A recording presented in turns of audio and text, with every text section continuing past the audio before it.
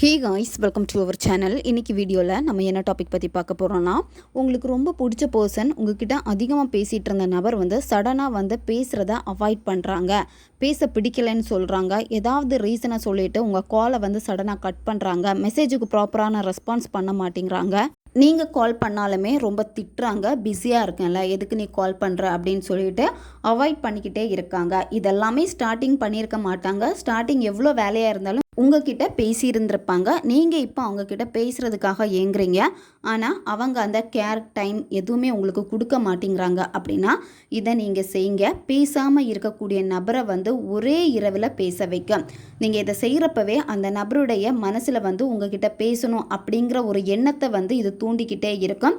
அவங்களால கண்ட்ரோல் பண்ணவே முடியாது. ஆட்டோமேட்டிக்காக அவங்க உங்களுக்கு கால் பண்ணுவாங்க அல்லது மெசேஜ் பண்ணுவாங்க. ரொம்பவும் எளிமையான ஒரு முறை தான் இது. நம்ம சேனலை நீங்கள் இதான் ஃபஸ்ட் டைம் பார்க்குறீங்கன்னா மறக்காமல் சப்ஸ்கிரைப் பண்ணிக்கோங்க. பக்கத்தில் இருக்கக்கூடிய பெல் பட்டனையும் கிளிக் பண்ணிக்கோங்க. அப்போ தான் நான் போடக்கூடிய வீடியோஸ் எல்லாமே உடனுக்குடன் உங்களுக்கு நோட்டிஃபிகேஷனில் வந்துக்கிட்டே இருக்கும். வாங்க வீடியோக்குள்ளாடி போகலாம்.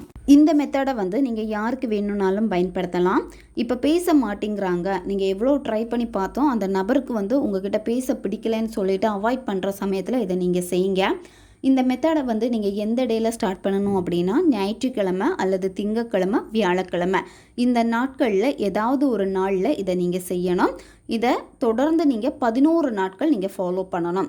எந்த நேரத்தில் இந்த மெத்தடை நீங்கள் செய்யணும் அப்படின்னா, நைட்டு நீங்கள் தூங்க போகிறதுக்கு முன்னாடி இந்த மெத்தடை நீங்கள் செய்யணும்.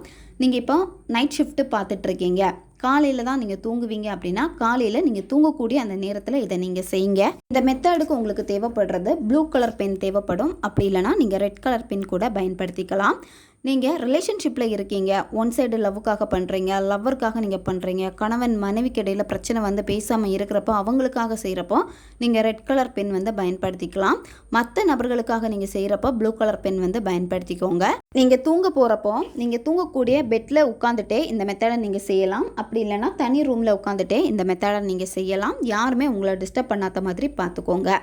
யாருக்காக இதை நீங்கள் செய்ய போகிறீங்களோ அந்த நபரை மனசில் நினச்சிக்கோங்க.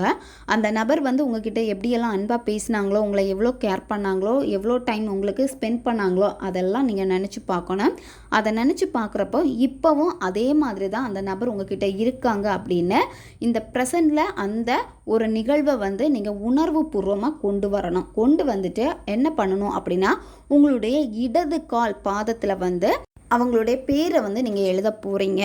நீங்கள் 2 காலையுமே நல்லா வாஷ் பண்ணணும். வாஷ் பண்ணிட்டு தான் நீங்கள் இந்த மெத்தடை செய்யணும். காலில் அழுக்கு எதுவுமே இருக்கக்கூடாது.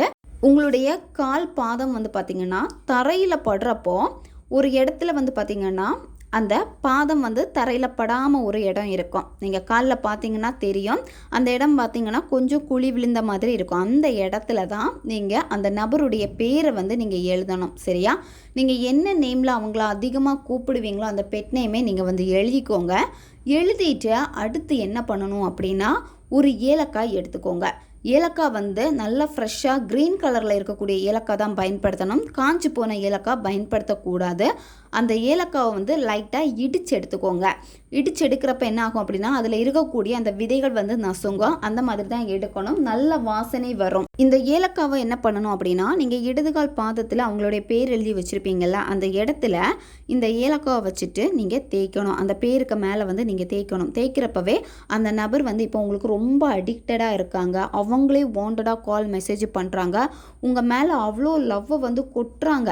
எப்படி அந்த நபர் உங்ககிட்ட இருக்கணும்னு நீங்கள் ஆசைப்பட்டீங்களோ அதே மாதிரி உங்ககிட்ட அந்த பர்சன் இருக்காங்க அப்படின்னு அதை விஷுவல் பண்ணிக்கிட்டே சந்தோஷ உணர்வு நிலையோட, அந்த ஹாப்பியான ஒரு மைண்ட் செட்டோட நீங்கள் உணர்வுகளோடு நீங்கள் வெளிப்படுத்தணும்.